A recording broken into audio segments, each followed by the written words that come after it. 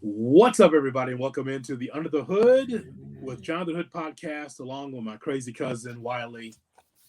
He's over here. Cuzzo, how's it He's over going? here. There he is. I'm Jonathan Hood. Thanks so much for being with us here on the Under the Hood podcast. Make sure that you like, share, and subscribe our podcast, and also on YouTube as well.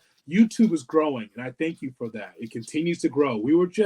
I had a YouTube account for a while. We were just, hanging around, didn't have much content on it. But every week it's growing. And we thank you so much for growing the YouTube. YouTube.com. Look for J Hood Radio there. Like, share, subscribe. And, of course, we've got merchandise as well. Cuzzo, if you could just bring over the... yes. We have it's our infamous Yeah. Under the Hood shirt right here. Oh, smelling it. That's terrible. Smells like the lady of the evening.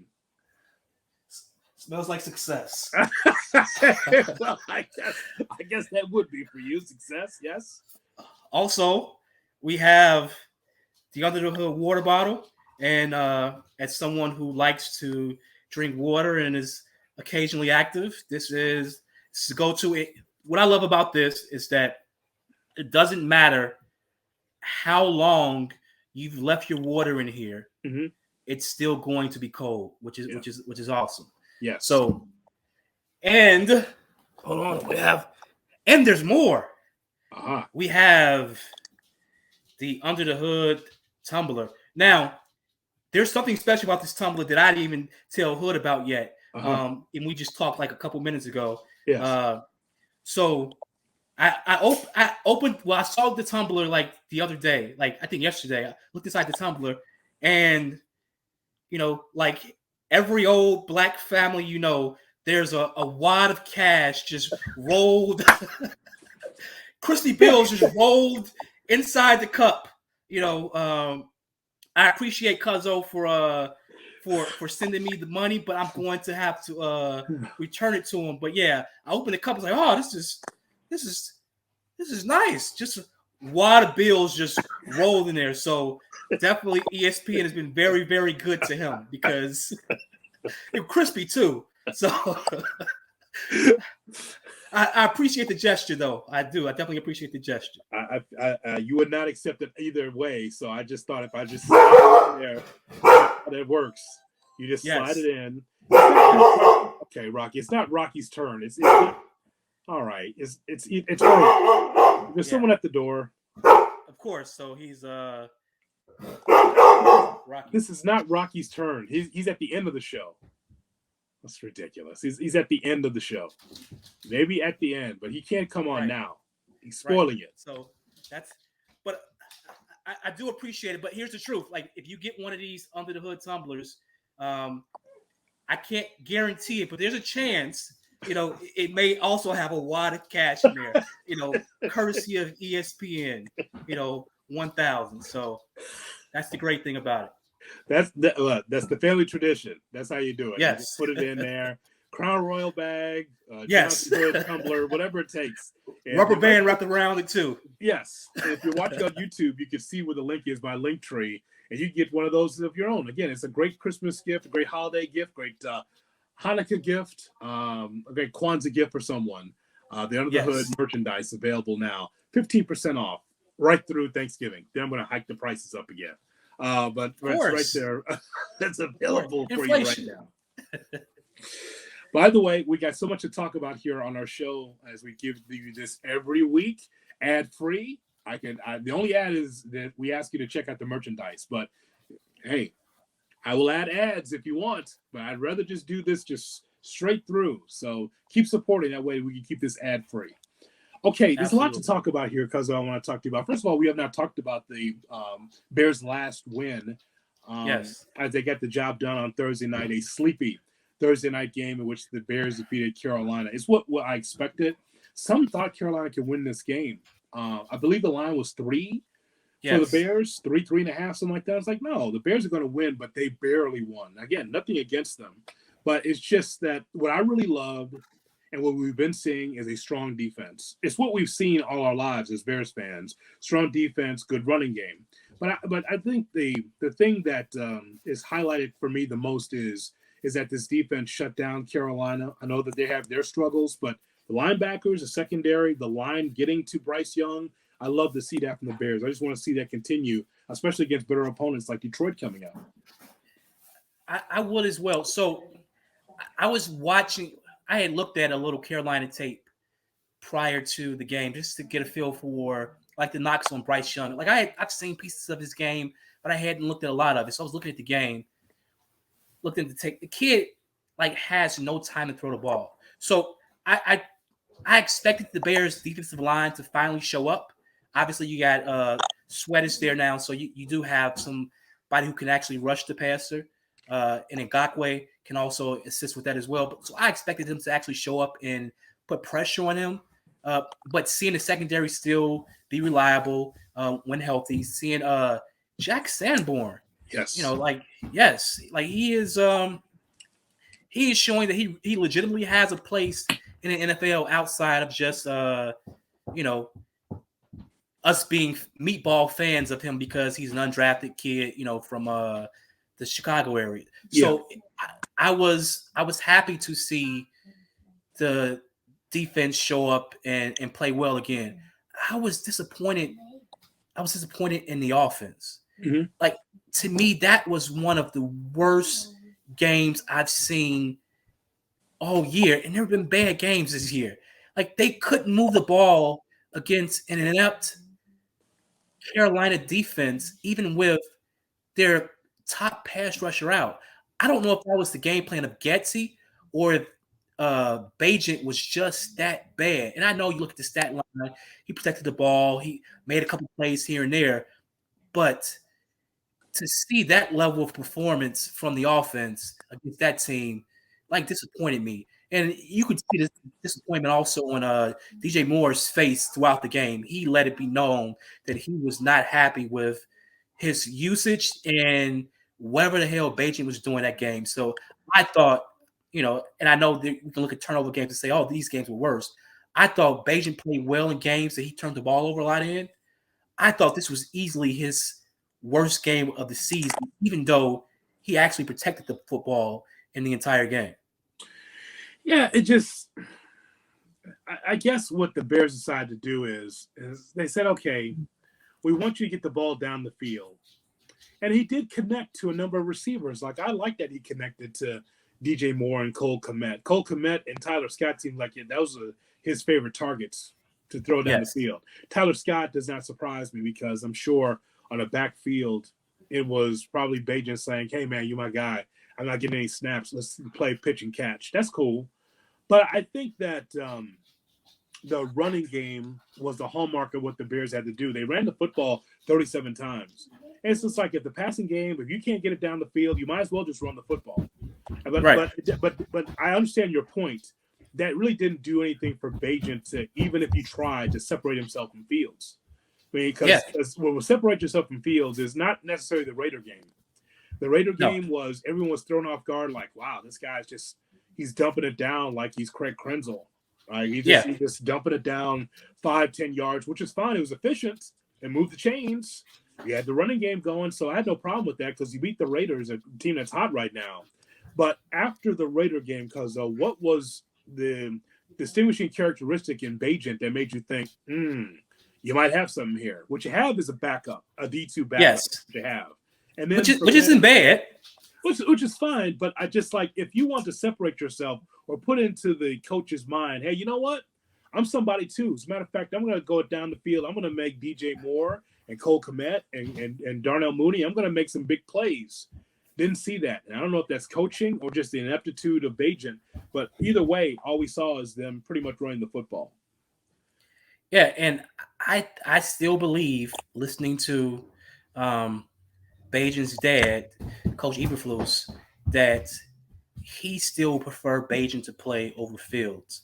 Mm-hmm. And it's insane to me, one, because I think talent-wise, there's really no comparison. But it also shows that, like we talked about before, was that he's the guy who is feeding the media things. And my belief is, if your coach doesn't believe in you, how do you play for a guy like that? How do you play for a guy like that when your coach sort of openly roots for your backup to get into the game? Like, that to me is odd. But, just speaking of quarterbacks, though, like I obviously, I'm a daily listener of the show, and I saw that or I heard that you joined the Drake May fan club. So welcome aboard. Yeah. I'll watch that game Saturday night with Drake May.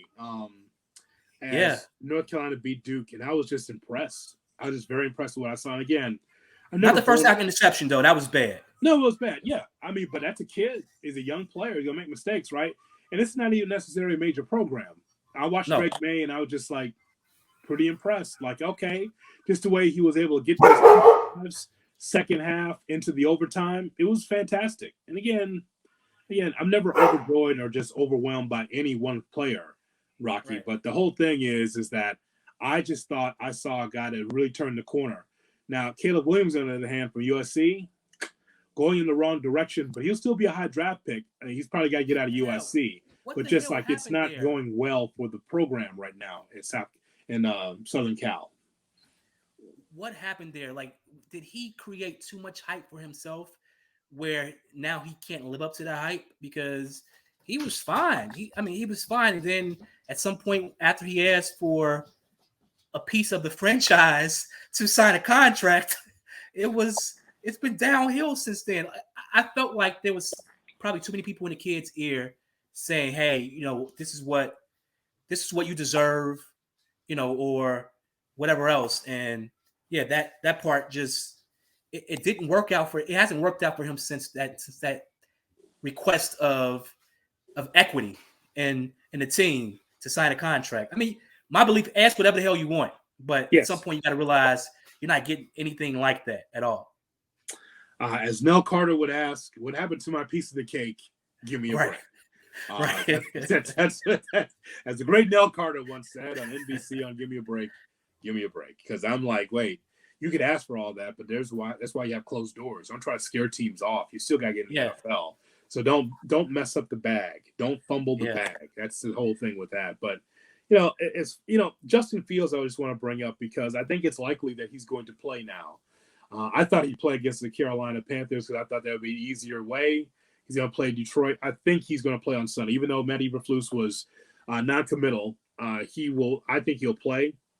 And the ongoing topic on Cap and J Hood that we talk about most mornings is there anything that Justin Fields can do to convince the brass to stay in Chicago? I'm not pushing him out the door, Cuzzo. Just make sure it's very clear. I'm not pushing him out the door. What I'm saying is that you look at the resume and it's spotty. Whether it's the injuries, whether it's his inability to get down the field, to be able to, hold the ball too long, all those things, right? There are a number of games I really like from Justin, even in losses, because I know last year was a tank. But do you understand how difficult this could be? You could be on one side or the other, but just take a look at the facts. The facts is that last year was a tanking year on purpose. When people thought that this was a 7-8 win team or a 10-win team, I said, look at the roster. Like, there's no help for Justin. Look at what the roster is. There's no help for him. Okay, fine. There's no help for him. So then you have this year, we have DJ Moore, where you mortgage your first-round pick and you get DJ Moore, which is the right thing to do. DJ Moore, Mooney, Komet. You try to get this offensive line straight, cool. But then it still does not seem to work. And I know how it seems unfair to say, well, I mean, Justin still needs more seasoning. This ain't the 80s, man. You can't be around for 5 or 6 years and wait to develop. Teams do not have that time. And I just hope that what the Bears are going to do is going to be the right thing. Either keep Justin for another year for this year and next year, and then find out what you have, or let him go and let him be able to cook someplace else and bring in a rookie. Either way, I think it stunts the growth of the team. I like Drake May. You like Caleb Williams, or they can bring somebody else in. It still doesn't mean the Bears are going to win. Either way, you're stuck. So I'm just being honest with you. I haven't always been, I haven't been a Fields fan since like his first year here. Yes. But if you tell me I can get Drake May, I will pack his bags. I will drive him to the airport. I will drive him to Atlanta because I'm sure that's where he's going. He's going to Atlanta. They'll trade for him. And I'm fine with it because I don't know how you go if you have the opportunity to get a Drake May, even a Caleb Williams, how you stick with Fields because you have to pay him. So you can't bring him in and have him have a competition with a rookie quarterback. That can't happen. So Right. if you're not going to pay him, and if you have the opportunity to draft a competent replacement that has superstar potential, you have to take that opportunity because when I look across the NFL, the best teams have a franchise quarterback. A franchise quarterback lifts all boats. Yeah. You can have a shitty roster overall and put a stud quarterback there, and you'll compete every single year, regardless of what you have around you. So that's what I don't see Fields as that. I think that if he develops some more, maybe takes a step or two, you can win with him, but not because of him. I want a guy like you've been watching football 10 years longer than me, but we've both been watching football, Chicago Bears football for over 40 years. Yeah. I want a franchise quarterback who I cannot even think about for like the next 10, 15 years. This guy's going to be in place. We're going to be in the playoffs at the very least. You get a shot at the dance, you get a ticket to the dance, anything can happen in one game elimination. So I want as many shots at the dance as possible, and I think you need a franchise quarterback for that, not our pop-up defenses that are dominant for a couple years and then they age and fall off. The quarterback sustains you for a while. So I think you have to solve quarterback no matter what. And it would be unfortunate if somehow the Panthers found a way to fall out of the top two spots where you guarantee one of the quarterbacks. Because if that happens, then you're fucked. Because your only option is you're trading the third or fourth pick plus extra capital to get to one or two, which kind of defeats the whole purpose. But short of falling into the third spot in the draft, I'm drafting the quarterback first, if possible, and I'm rolling with it. I love Marvin Harrison Jr. I would give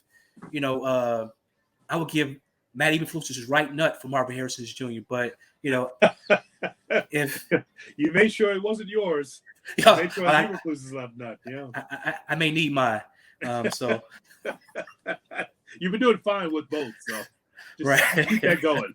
You look like you're doing fine with both. Right. No need to change it up. I understand what you mean. Because, but again, whether it's a rookie quarterback or whether it is a veteran. True. I just need to know who's going to coach these guys. That matters to me so much because, this, and I think that is correct to say these set of moves, whether it's a new coaching staff or quarterback, these are franchise-changing moves for the next 5 to 10 years. Like Ryan Poles has to get this right. There's no other choice. Like this whole thing, like Poles is going to get fired. That's not happening. Poles is not getting fired. So let's just stop that. I know that people are impatient, but you can't be that impatient. I mean, Poles, as soon as he was hired, I'm like, he's going to get 2 coaches at the minimum. He'll get 2 coaches. No question about that. But the idea that Poles can just come in and be like, okay, we're going to try with this, young head coach, or it's got to be right. You have to get it right. You can't have an Arthur Smith, or you can't have a Jonathan Gannon or some not. No, it has to be a guy right now to be able to get that done. And that guy, Cuzzo, is Jim Harbaugh. Captain Comeback. That's what it is. It's Jim Harbaugh. It's not because I'm a Bears meatball. Maybe I'm a Bears meatball, but it's not because I'm a Bears meatball. It's because Jim Harbaugh is on the run. Yes, he's standing at the podium, but he is on the run. We've seen this before, right? Why do you think Pete Carroll is so youthful and out there at 70 years old, still getting it done with Seattle? Because he ran away from USC. The long arm of the law was after him in the NCAA. They're like, you can snatch any better you want. I'm out of here. That's why he won't be going back to college. There's plenty of examples of guys that were in college, like, I'm out of here. I'm not, because they can't deal with the NCAA rules or whatever. So Jim Harbaugh is an interesting conversation because I think that he should be the next coach for the Bears. Okay. I'm not one of these dudes that's just like, I can't believe they were cheating in Michigan. There was a guy named Connor, and he was looking at signs and giving. I can't believe, like, in my moral high horse. Fuck a high horse. That means Right. nothing to me. Listen, man, it happens in college all the time. It happens in the pros all the time. So Yeah. the idea that people say, I can't stand this, I'm holding my nose at Jim Harbaugh, bring him in now. I'll never forget the Bears playing San Francisco at Candlestick. And we got rocked. Do you remember this? When do. Kaepernick was the quarterback? I It was do. the first time that we heard the initials RPO for the first time. What's RPO? Dad, what's RPO? Mom, what is this? All I know is that the defense was going this way and Kaepernick was going this way. And the defense was on roller skates. They had no idea what was happening with this RPO. They stomped us out. That was a Jim Harbaugh offense because Kaepernick was that good. My point is that if you want to shop at the top shelf, it can't be that hot coordinator. It has to be someone who's been there and done that. Jim will be out of a job at Michigan. He should be the next Bears coach.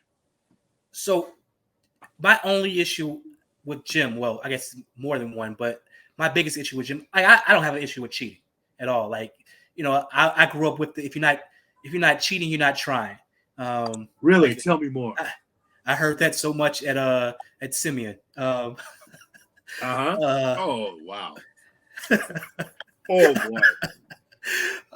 But oh man, why did you say that? What are you saying there? Go right ahead about Simeon. Go ahead. But my issue with Jim is unlike Pete Carroll. Pete Carroll won back-to-back championships, national championships. Yeah. So he's cheating and he's winning. Yes. Harbaugh is cheating and still finding a way to lose. That concerns me because top of mind is the TCU game. They were a more talented team than TCU last year. I'm sure Harbaugh was still cheating last year. How the hell do you lose that game? Sure, you're going to lose to Georgia. We get that. You're going to lose to Georgia. That's fine. But getting to the dance gets you a shot. And we saw, we even saw like CJ Stroud. Like, he played his ass off. He lost to them, but he played his ass off.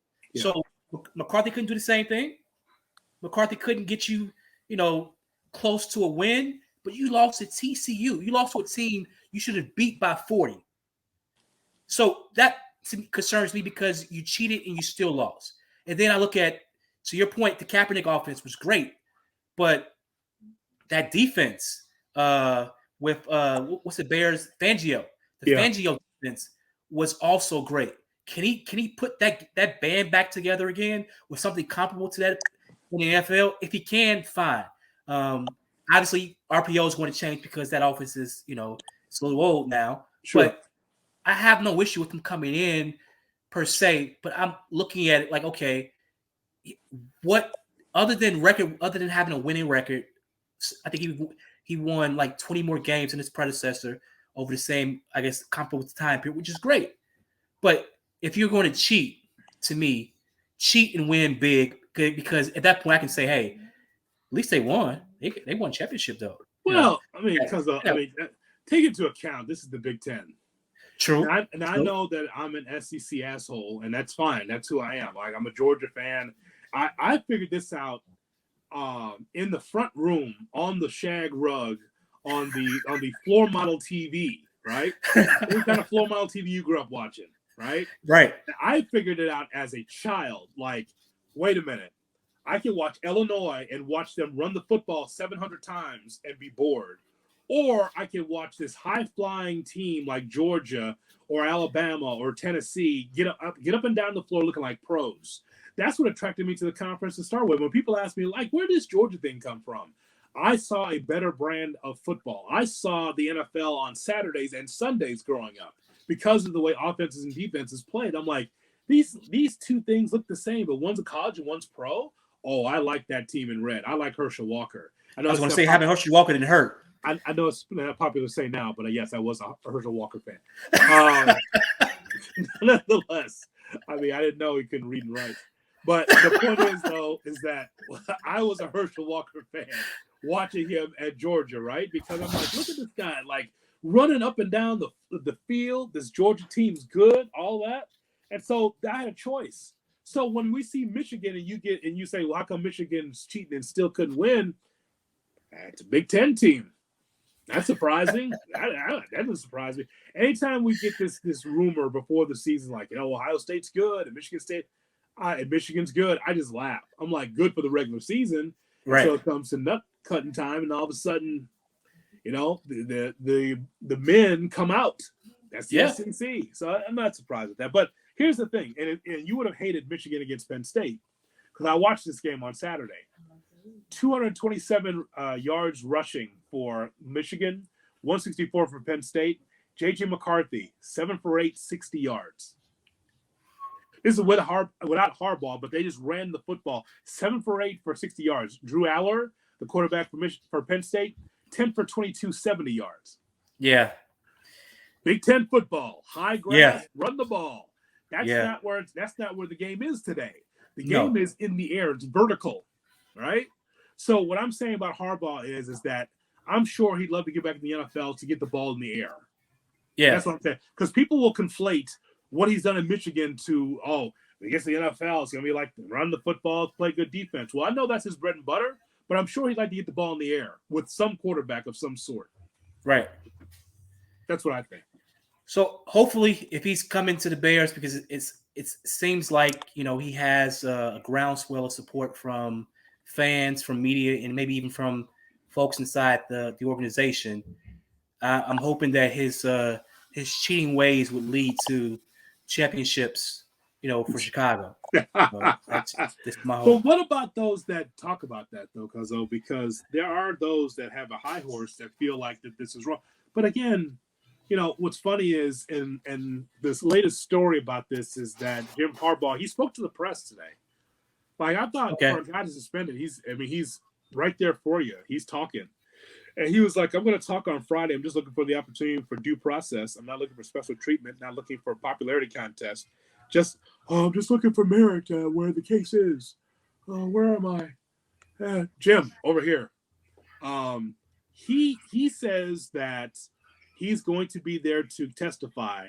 And by the way, Michigan's taking everybody down with them. Yeah. Ohio State's being involved in this. There's a couple other schools. So those that are also cheating that Jim knows about, he's taking them down too. I'm sure that'll be in court on Friday. Wow. So what I don't understand about people having an issue with it, one, it's sports. Like the idea that you expect these athletes to be pure, purer than us, like I think it's just unreasonable. And then to say, like in our own lives, we do things occasionally or frequently, depending on who you are. Yes. That's going to give us an edge. It may not be illegal, but we do things that are going to give ourselves the edge. There is no fairness. We're not like, this guy I'm competing with, well, my family may not eat today, but I want to make sure that his family does. No, fuck his family. Yeah. Fuck his family. I want to win. Yeah. I want my family to eat. So you're going to do things to give yourself the edge when in competition because you're competing. These guys are competing. They're not going to the office punching a clock and grabbing a stapler and filing paperwork. They're not doing shit like that. They're physically competing against other opponents. They want to win. Them winning creates more earning opportunities for themselves. So you're going to do things to give yourself the edge that may not be, 100% pure. That's sports. That's life. So I don't understand why people have an issue with it. Like he didn't murder anybody. They didn't harm anyone. They stole signs. And I'm sure, like you play baseball too. It's what you do. Yep. You look to steal a sign. You look to find signs to steal. So if these schools know that, hey, they have this guy coming into the game every game wearing Michigan hats and he's stealing our signs, then shame on you for not, taking some correct measures to prevent this guy from doing what you knew he was doing for years. Shame on you. So I have no issue with it. Like my only problem, like I said, was that he did it and he didn't win big. And besides that, doesn't bother me at all. the Belichick years didn't bother me with the Patriots. And if we happen to get somebody like that in Chicago and they're winning championships, I will defend that guy, with every breath in me. Like he's done nothing wrong. Keep winning. Keep So winning. you had no problem with Deflategate and all that, right? I worship Tom Brady. Like that's my guy. I kneel at the feet of Tom Terrific. So I have no issue. Deflategate. All I know is he has 7 Super Bowl rings. Besides that, I can't count anything else. 7 rings. Yeah, that's fair. And by the way, this if you watch on YouTube, I do not have pink Kool-Aid. This is not what it is. This actually, I have electrolytes that I put into my water. Free plug for Ultima. So this is not, it's sugar-free. I know that you're wondering, you want to have some of this Kool-Aid. It's not Kool-Aid. I just put a little electrolytes in my water, Cuzzo. Okay, just so you know. That's a little crown. That's a little electrolytes in your crown. That's what it looks like. Whatever you call it. That's what I put into. I know you're concerned, but no, that's all I have. Just a little flavor. It's a little bit of something. Electrolyte mix. I got that from my radio partner. Pink lemonade. Okay. I think he's trying to poison me. Probably so. If that is the case, like, share, subscribe our podcast here, and also on YouTube. Share it. Let people know that we're on here every week. It's J Hood and Cousin Wiley. I want to talk to you about the Bulls for a little bit here. We're through 10 games. As we record this, the Bulls are playing Milwaukee. We figured we can't wait for this game because we kind of know what the result's going to be, so we might as well just talk about this. So the 4-7 Chicago Bulls. There will be soon 4-7. By the time this goes up, there will be 4-7. At least I think so. The Bulls, Cuzzo, are really picking up where they left off from last year. It's amazing, right? You go to the United Center, they paint the floor for this fake tournament that they got here, trying to get everybody interested in this tournament for money. The players are not paid. And It's just one and done. They lose the first game. So, that's the end of the tournament. They got eliminated just that quickly. But the losses the Bulls have incurred against the Suns, saw that game, 116-115, tough way to lose, especially when Alex Caruso is like, "No, coach, I got Durant. Get out of the way." Like, not a switch. Yes. Alex Caruso's like, "No, I'm good. I'm the only one on the floor." Can you imagine this little guy with a headband, right? He comes in and he's like, "I got one of the best players in the world. Move out of the way. No switch. I'm going to take him one-on-one." He didn't stop Durant, but he slowed him down from getting the kind of numbers that he normally would get. He frustrated Durant, right? You lose that game. You lose against the Nuggets, the champs. Lose against the Nets, the Mavericks, the Pistons in Detroit. Lost against the Thunder on opening night. So this is what it is. Because let me just tell you, looking at the schedule moving forward, by December 15th, if the Bulls are not where they need to be as far as one-loss record or momentum, I believe there's going to be change here. And I don't mean Billy Donovan. I mean like a trade. Like, this can't keep going on like this less than mediocre basketball that we see every night. So I view it as, like we talked about it before the season started. You ran it back. You ran back with the roster who at best was going to compete for a 5th seed in the playoffs, and more likely than not was a play-in team if they live up to their potential play-in team. And you come back into this season and you have the same issues that you've had for the past few years. You have 2 guys who want to be alpha. One is paid like an alpha. The other one is the actual alpha. Yeah. You have draft picks who haven't developed, lived up to the potential that we thought they would have. And you're pretty much in basketball hell. You should have made trades in the offseason. Levine shouldn't be on the roster. He should have already been dealt in the offseason. Mm-hmm. So I'm looking around. I don't know what you do. And here's the truth. Like, at some point, you can point your fingers at the players all you want. And they are responsible for the results on the court as well. But you also have to start looking at Billy Donovan.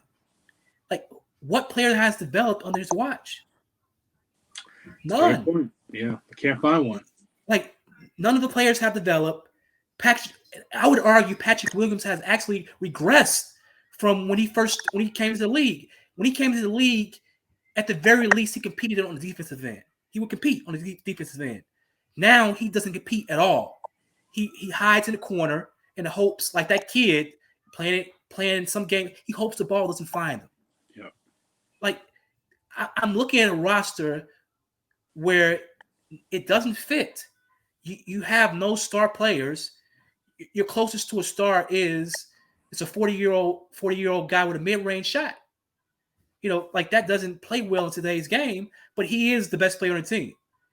He's not getting paid like it, but DeRozan is, to me, by far the best player on the team. And what does that say? Even like it's sad because even when you have a guy like Levine score 50 points, it was the most empty 50-point game you've ever seen in your entire life. Mm-hmm. In the box score, he scored 50. But if you saw it, you're like, that's not really 50. Like, yeah, I know what it says, but 50 points, what was it? 0 assists, like 2 rebounds. What was he doing? He was just there putting up shots. It wasn't winning basketball. So when you're not playing winning basketball, at some point, you have to look at AK and you have to look at Billy Donovan and say, okay, there's something here that's not working. So yeah, we can trade these players away, but if we bring in new players, what's going to change? What's going to change?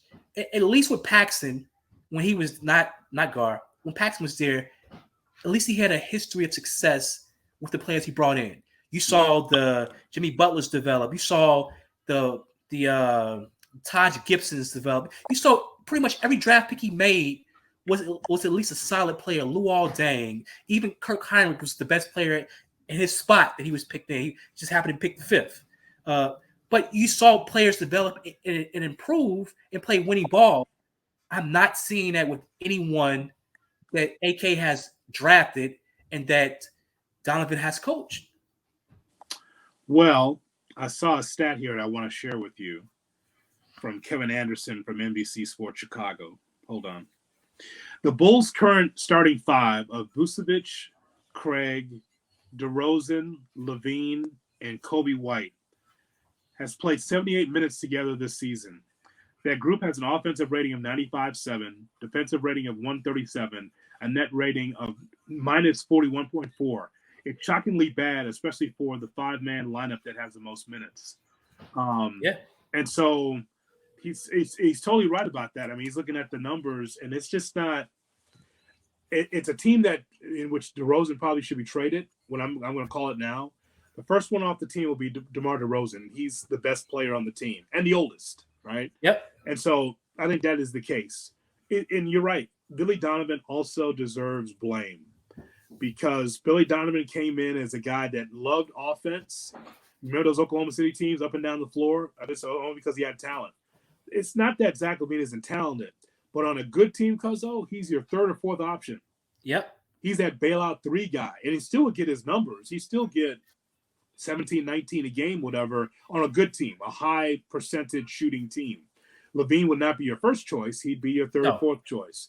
DeRozan, same thing. You trade him to someplace, he'd be a third choice someplace, give you those key baskets here and there, give you a good accounting of himself, you'd be fine. Vucevic, another team walks in the gym, give you 20 and 10. Yep. 20 and 10 is not enough. And I don't care about the 20 and 10. It's when you score the 20 and 10. Yes. But he'll never be that guy, though, that will be at the end of the game, be like, give me the ball. Patrick Williams is a whole different story. This dude here came off the bench against Detroit Sunday night, 4 points, 19 minutes, 1 steal, no rebounds. 1 steal. 19 minutes, you couldn't give me a rebound? Not a rebound? Are you trying to secure the bag? Why is it that Drummond is a better center or a better big man than you? I know Drummond's been around for 100 years, but the point is, like, Patrick Williams will be young, spry. I gave him the benefit of the doubt as a 6-man coming off the bench for Florida State because there was no room for him to start. I get it. Leonard Hamilton was like, you'll get starters minutes, but you got to come off the bench. Did a nice job defensively, but 4 points ain't going to get it done. That doesn't mean that you're the future of this team when you score like that. On off the bench. He's not even in rotation anymore. Crazy. But yeah, like you what fits? like you have a point guard who we were texting back and forth for one game. Yeah. He can't make an entry pass to the post. Yeah. Like that's something you learn how to do in grade school. And here he is in the NBA struggling to make an entry pass to the post. But he's your point guard. How the hell does that work? So you gotta burn it all down. You gotta burn it all down, I believe. I don't know how that looks. But whatever Michael Reinsdorf is doing, he should go ask his father for advice and do that instead. Because it doesn't look good. It doesn't look good. Sit down. Here's what you should do. Find the sperm of Michael. Bottle it up, put it on the floor. That's what you say, man. And the reason why Jerry got those championships is because of Michael Jordan. Because those championship teams. I'd love for the Bulls to be like Sacramento. And they're 4-4 coming into the season. But the point is, though, a team like that, Suns, a team that has some talent on it, where they're yes, Minnesota. I can't ask for them to be the Nuggets because they don't have a transcendent superstar like Jokic, because they don't have that. It's not like they could be like Boston or be like the Milwaukee Bucks. I just like for the Bulls to be able to have go-to guys, difference makers, where it's like not Levine. I'm talking about at the end of games, you know where the ball's going. On this, here's the thing that's really, really fucked up about this. At the end of games, it should be Levine or someone getting the ball, and it's kind of like this team. You would think, okay, just keep feeding Levine, keep feeding it. Like they don't do that. I don't think this team is aware of who the go-to guys are in the clutch. That's one of my biggest issues with the team. So my issue with what AK did in the offseason was that you're looking at a roster who needs to be remade. And even like a guy like DeAndre Ayton, Phoenix hated him. They wanted him out. He's a young kid, very talented, may not have as much heart as he should have, but an uber talented kid. Why not, package a Vucevic or even a Levine or something like that and bring in a kid like that? So you at least can say, okay, this kid, he's going to give you 20 and 10. He's going to play defense. Mm-hmm. And you can at least see something for the future. Like, I love the way Vucevic plays. To me, he plays with far more heart than Levine does. Yes. But he's almost 40. I mean, I know he's not 40, but he's over 30 years old. So he doesn't have many more years of basketball left to go. You have to turn over the roster. And right now, you're doubling down on an aging roster, and you have no star potential and no future star potential because you've traded those picks. Yes. You traded those picks. So you're in basketball hell. No room to sign players in free agency. No room to be able to draft a player because you're not drafting low enough. And when you traded those picks. I don't know what the plan is. I don't. Like, at least with the Bears, I can look hard enough to see some light at the end of the tunnel. Yeah. I see the darkness here. Yeah. Like Cubs, Bears, you can see where they're going. Yes. With the Bulls, when you're stuck, like even the Blackhawk with Bedard, right? At least it's a young kid, and then you got to build around the young kid. Crazy that you build around a kid, but it's kind of like Wembanyama with the Spurs. You're building around a kid, helping him develop, and then you get to where you need to be. But like the Bulls and the White Sox, not going in the right direction. Yeah. And so having had this conversation, to get this off your chest, this means that we're not going to a Bulls game, right? We're not. So unfortunately, what is this now? What do you? So Alex was competing or playing a game at the Bulls, something on like a vending machine at the Bulls game, and he won some of these. So these are the Alex Caruso specials. So he won some Carusos. Crusoe ones or something like this. But yeah, this is Wait.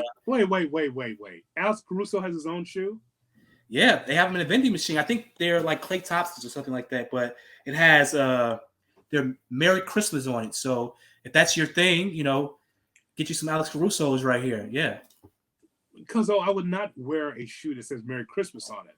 What about Easter? Hey, we say Merry Christmas in this household.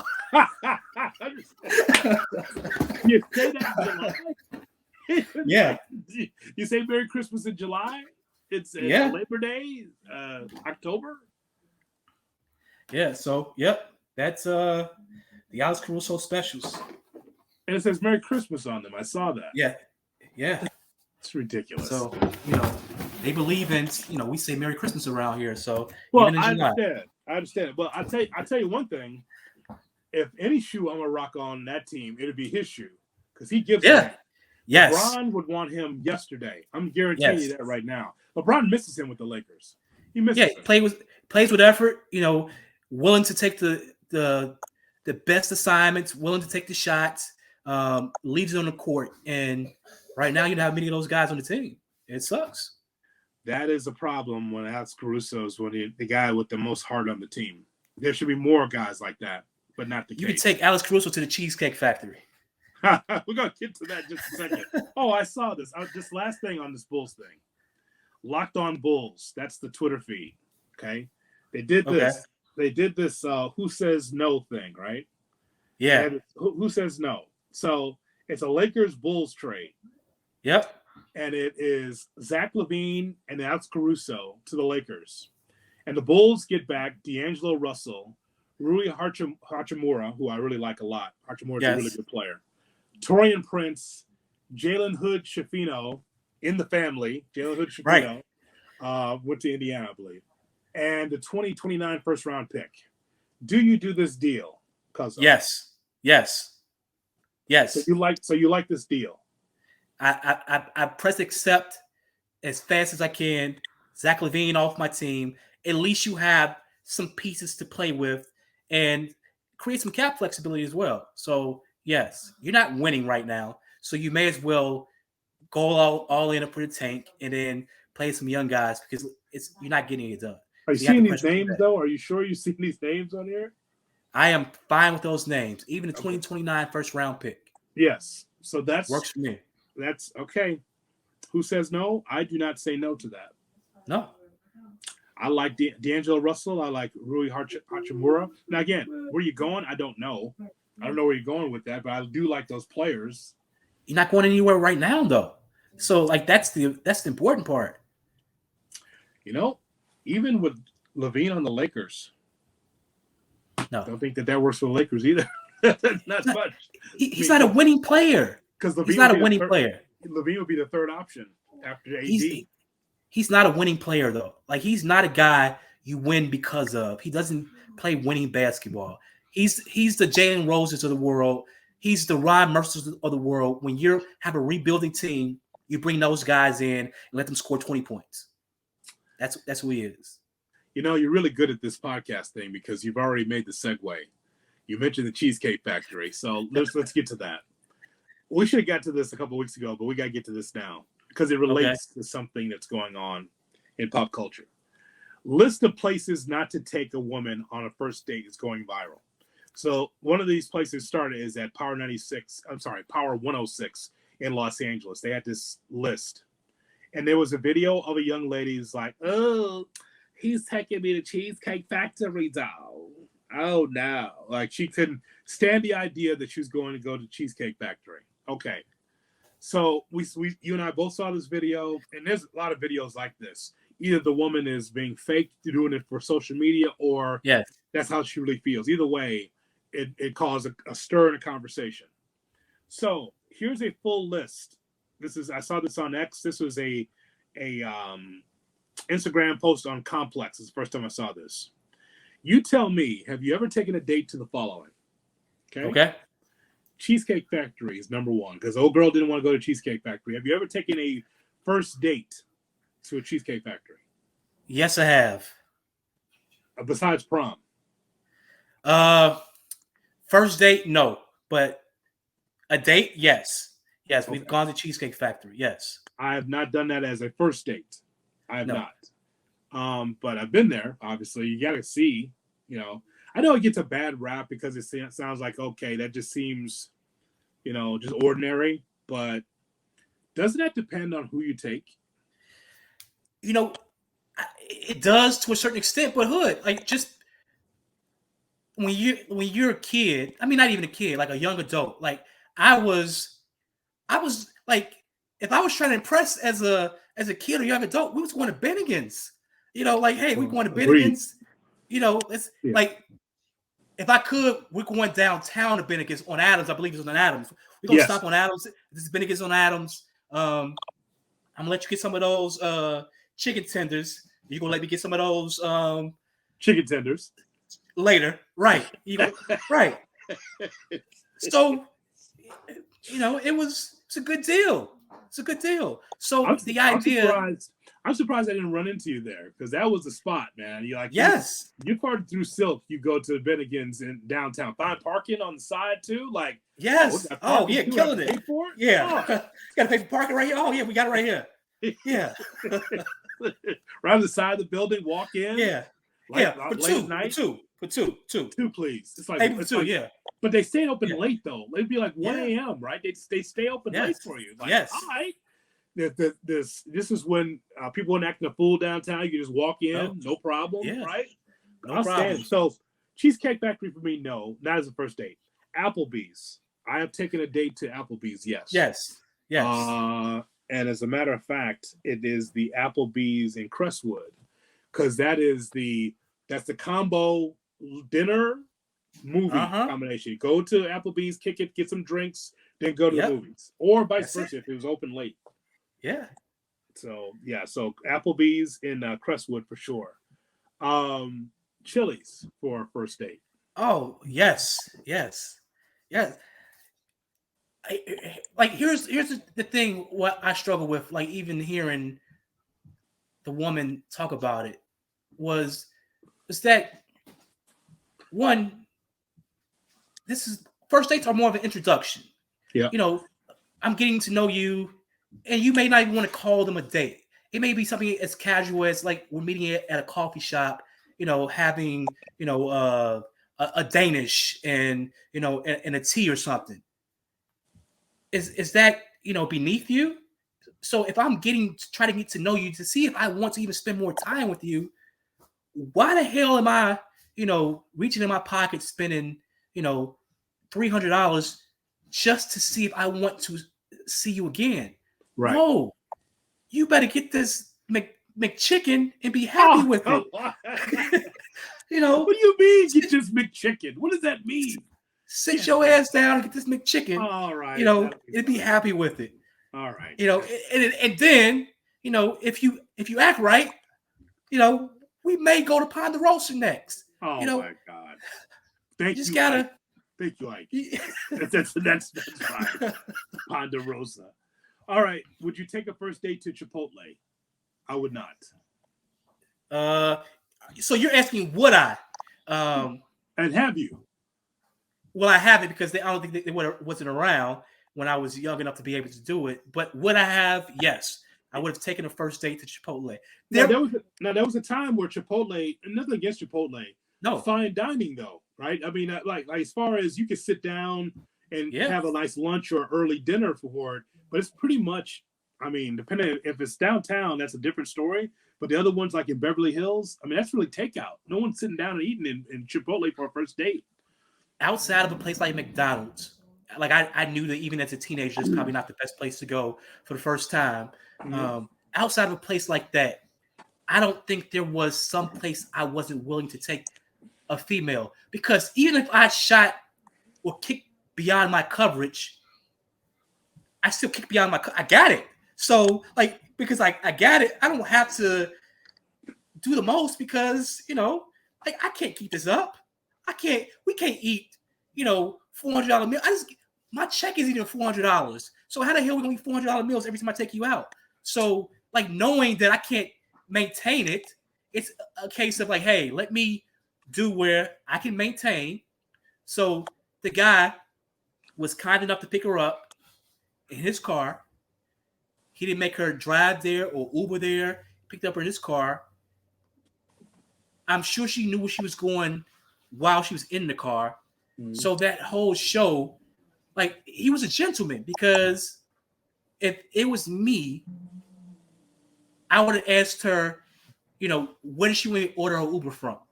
Like, you want me to order from the Cheesecake Factory or the gas station across the street? Which one works best for you? Because like, you can't, we're not going back home. You hear it's like, we can't go anywhere else. No. We can climb in his back seat. If you want to go somewhere, let's climb in his back seat. Okay. Outside of that, all right, you taking your ass home. Take your ass home. Would you take a first date to the Olive Garden? I've done that. So I've eaten at the Olive Garden one time in my life, and I hated it. So, where'd you go? Where'd you go? I believe it was Calumet City, Evergreen. Evergreen. Okay. So I believe that's what it was. Like, I was treating some people who worked for me, because you treat them well. Yeah. Yes. So take Olive Garden. Yes, all of them. Yeah. So I didn't like it. I didn't like it at all. But so. Okay. Would you take a first date to the movies? Yes. That's obvious. But the idea that that's 6 on this list of you never take a date to the movie for a first date, why wouldn't you? If you have this is all about conversation. If I like a certain movie or genre of movies and she does too, hey, it's a hot movie out, you want to go? Yes. Why not share, touch hands in the popcorn? What is wrong with that? What's wrong? I mean, where are we in 2023 when you can't take a first date out to the movies? What's wrong with that? So I believe part of the problem is that gentleman probably failed with setting expectations. So when you get this young lady out, you have to set the expectation, because in her mind, she believes, she just went to Rainbow and got an outfit for Rainbow, and she's, killing the game with her Rainbow outfit on. She should go somewhere special. No, pump your brakes. Pump your brakes. Pump your brakes. It takes time. It takes time to get to that point right there. And she didn't understand, because he probably didn't set the expectations. And that's the failure of him, and then he also failed because, he drove her home. It was daylight, so it wasn't like it was nighttime where he would have left her there. Who knows what happened to her. You know what? You are rough. It was daylight. Hood. Ladies, Hood. He's available. There you go. Just Hood. You don't know if you're going on a date line or an actual date. Hood. There's guy. Uber share. Oh. Get her an Uber share. Send her home. Oh my God. Send her home, Hood. You're terrible. Gotta send her home. Uber share. First date at your house. Oh yes. Oh, really? You've had a first date at your house? Yes. Yes. I can cook. And also cheaper. Yes. Oh my God. Yes. Now let me just say this. I wouldn't know, because I haven't cracked the player's handbook in 25 years. But I would just say that the old player's handbook would say that you never bring a woman over to your house, a guy's house, the first night. So here's why you do. Is that still the case or no? Yes and no. So like if you meet Annie at the bar, no, you go to Annie's house, because that's the better option, because you don't know if Annie's crazy. You don't know what Annie has going on. So you want to make sure that you don't bring that energy to where you got to lay your head at. And plus, it gets awkward when somebody has to leave at a certain point. So you want to make sure you go to where she's comfortable at. But if you build some rapport with someone and you're like, hey, you know what? Let me cook you dinner.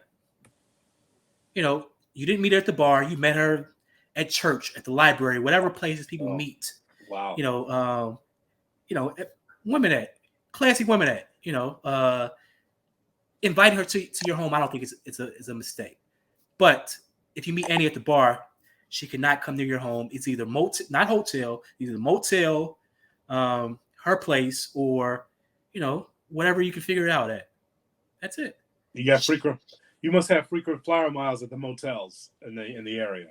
Oh, Stony Island Motel. Oh, that's I don't want to know that. Okay, let's just move you on. know, We're going over time, so I'm going to rapid fire these. Okay, so tell me, are these have you or is this appropriate places to have a first date? I already know your answer to any fast food chain because you're down with the sliders yes, on White Castle, so you're good with that yes, for a first date. Yeah, having yes, fast food. Okay, yes, Buffalo Wild Wings, good spot for a yes, first date. Okay, yes, Wingstop, yes. you're an asshole. Right there, right there. Lemon, That's lemon that. pepper, You know what? lemon pepper on your wings, baby. That's horrendous. Lemon That's pepper, horrendous right there. Wingstop. lemon pepper, lemon pepper. That's You want the horrible. bone? You want the boneless? Go ahead and get the boneless. Go ahead and get Oh the boy, boneless. what a great date you are. You can go ahead, honey. You can get the boneless, whatever you like. Really? Yeah, The only place I know there's a Wingstop where you sit down is downtown. You know, like next to the White Castle restaurant. You know what I'm talking about? yeah, Roosevelt, maybe. yep. So there's it's that little mall on the way. I know that because I was on the way to UIC. There's in that little mall there downtown where you can actually sit down at Wingstop, and So you'd be down for that. before we get off, I just got a question. Why is it that where you eat at is such of importance? You know, where it will make or break a potential relationship. In my view of it is that if where I take you out to eat will determine my success of spending additional time with you, I probably don't want to spend additional time with you at all. Um, so like I do get when you're trying to impress a woman, maybe Yes. a wing stop or wherever else may not be top of the No, list. but the But corn's tight. But the corn's tight though. Good corn. yeah, but if we're if we had some rapport, I'm like, hey, let's stop and get something to eat, and we've never been out before. Hey, let's stop and get something to eat right here. It shouldn't matter where we're going. But if I'm trying to impress you, obviously we may do a little better than that. But to me, it's still, I'm impressing you for something. We know what that is. It's a family podcast, so I can't say that. But I'm trying to get something from you, and then I have to weigh, is that worth the cost for me? Do I want to pay this for that? And if the answer is no, then let's eat some Wingstop. Now, if I see potential in you and I want to like build something long lasting, then yeah, maybe you do a little different. But if I'm looking to just then yeah, I have no interest in All right. doing anything beyond the bare minimum. We move on now to Red Lobster. Yes. Red Lobster first date. Yes, because the biscuits Yes. are the bomb. Gotta get those biscuits. Yes. A buffet. No, I don't like buffets myself. So it's not because of that person. It's because of me personally. I have no use of buffets. But what if she likes like buffet? What if she likes an old country buffet? What if she wants to go to Ford City and check out an old country buffet? I was banned from old country buffet in Ford City because I snuck in so many times that my picture was on the wall. Didn't know that. All right. Don't let this gentleman in right here. Yeah. As if there's not enough crime over there. Right. Hold the door. IHOP. Yes. Yes. For first date, IHOP. Yes. Yes. Hood. When I say there was a point in my long time ago, where I did the same thing with two people in the same day. And just so happened the person who was working at IHOP in Crestwood, I believe, looked at me and just shook her head because she was like, you was just here like 4 hours ago and you're coming back. Yes. Yes. Wow. Yes. Long time ago, though. Long time ago. Don't want to be a player no more. Denny's for a first date. Yes. The gym for a first date. Yes. I've done that. Your first date with someone was at a gym. Yes. That's something. Church first date. No. Your first date should not be at a church. Well, at theirs, yes, not at mine. You can't come to mine But because it's not that a just date though. But if you're there in worship, you're not there because you're kicking it. That's not a date. Come on. you know, it's you wanna hold my Bible. That's not my Bible, by the way. Starbucks for a first date. No, I don't like coffee. So it says 17 is Starbucks, 18 is coffee dates. No. Okay. 19 ice cream dates. Yes. I've done that. Yes. I've done that. That was way, way long time ago. Ice cream dates, that works. Landy's on 95th. Alex put those out already. He's like, hey, he's a young lady, somebody's like, yeah, go ahead. Go eat the ice cream. Oh my God. Eat the ice cream. Your young son already putting the feelers out for ice cream dates. Yeah, eat the ice cream. Oh my God. Yeah. I've done that, but that was usually like movie and then date, like Hyde Park. Yeah. Like Hyde Park, like there's like a little ice cream. That was when I was in college. That worked because again, I won't finish this out, but then I'll give you my thoughts. So family functions for a first date. Oh hell no, not our family. Not our family. You know our family. Come on, hood. Yeah, I know. I brought a young lady to the house one day. Yeah, and the first question was, "Why are you wearing those shorts?" All right, let's go. Oh. All right, time to go. And here's the thing: I warned the person in advance, like, "Hey, you know what? It's my family. I love them. They're going to say something probably crazy, but it's going to give them a few minutes. Probably won't happen right away." The first words like, "Oh, yeah, all right. Yeah, we gotta just stopping by. Hey, how you doing? Gotta go." Yeah, no, not doing that. Saying it without saying it, an international basketball player is in our family. And the first question to the international basketball player is, how much you making? Yes. At our table. Of course. And I'm just like, recoiling. And then asking me, Johnny, look it up. How much is he making? Yeah. I'm not looking that up. Like I saw his Celtic salary right here. Celtic salary is... I don't want to talk about it. Does he get all of this right here? I'm not talking about it. I'm trying to bring the family together. Yeah. Also, movie night, Netflix, Hulu, etc. Movie night at her place. Yes, maybe not my place. Yes. Somewhere that requires a long drive. Done that too. Yes. Done a long drive before. Like on your way someplace in a date, Bowling, definitely. Yes. Nightclubs, definitely. Hookah bar. Yes. A bar just for drinks. Yeah. Oh, yes. Number one on the list. For sure. Waffle House. That's regional. Yes. So I gotta say no to that because my first dates were not in the South. So I haven't had a first date in the Waffle House. Okay. I experienced that later on in life, traveling, but not as a first date. And sporting events, first time. Cub fan, Sox fan, Bears, Bulls. No. First, so not a sport. So you wouldn't take a first date to a sporting event. I like to watch the games. So if I have no interest in you asking me who's playing, what they're doing, why they're doing that. It has to be something that I don't care about for me to want to go to a sporting event with someone. So I put a button on this, I would just say that when we were younger, you are balling on a budget.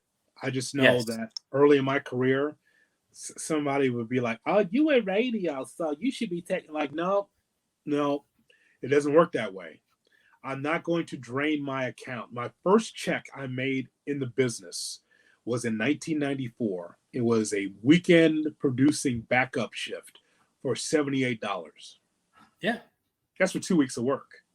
This is 1994. Okay. So, and that's somewhere on my Instagram, someplace, that check that I got from the Score many years ago when I first started in the business, because it was just a weekend shift for a few hours. And so the idea that people equated what I do versus how much money I made, it was just nonsense. It was balling on a budget.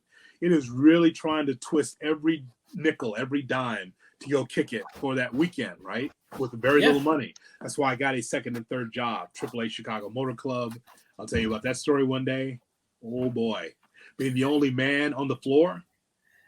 around with a bunch of women that was at the terminals at AAA Chicago Motor Club. Oh boy, a lot of fun. And you need a jump. Yeah, I gave plenty.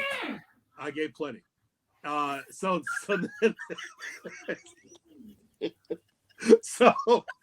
doctor. Oh, there's a lot of stories there. Didn't have much lunch. I didn't have many lunch breaks, Wiley. I didn't have many. But anyway, so that, and then like working the business, you're balling the budget, so it's not going to be the $200-$400 dinner for a first date. It's not even possible. It's somewhere in the middle or somewhere in the bottom. If she's struggling, I'm struggling, we'll struggle together until we're able to make something out of it. Right. So the whole idea that a woman would say, I don't want to go to Applebee's, I don't want to go to Olive Garden, okay, well, you know what? Then find someone who will take you to that $400 and $500 restaurant. Yeah, it's not me. Especially when you're first starting off in a dating situation. Like there to me is no point where the first time, unless it's Nia Long, let me rephrase that. If it's Nia Long, she can go, whatever she wants, she can have. Okay. Outside of her, there's no way in hell I'm taking someone out for the first time ever, and I'm spending $1,000 for the chance of doing what I want to do anyway. I would rather go to Arnie's or the 390 Club, or did you say Arnie's? Did you say Arnie's the strip club? Arnie's, of course, yeah. Arnie's Idle Hour, yeah, of course. Oh my God! I would rather go there and spend my money, to help somebody buy some diapers, as opposed to giving somebody else $1,000 just for the opportunity to maybe. No, I'll pass. Well, that's the list, everybody. And that is our show for this week. We learned a lot about Kozo Wiley, didn't we? We learned a lot about Wiley. This is why you have me. Yeah, that's exactly right. Just to keep it real and to hold on to a dollar so tightly that the president is squealing. That's exactly what he does. Don't forget to like, share, and subscribe our show, Under the Hood podcast. And again, we've got the merchandise as well. And Rocky, could you Rocky, close us out, Rocky? Close it out. Let's go. Here we go. Not as hyper today. Rocky, thank you so much for your time. He was quiet for the most part. He did bark at the door early. But by the way, Rocky, enjoy that. That's the last time on the couch this week. Last time on the couch. So for Rocky, who has no thoughts on Craig Counsell and the Cubs, and Cousin Wiley, this is Jonathan Hood. Thanks so much for joining us on the Under the Hood podcast. We'll see you next week on UTH. So long, everybody. Rocky, calm down. Rocky, you can talk about Bedard next week. Oh, again with the hand. That's so gross. Oh, God. Ah.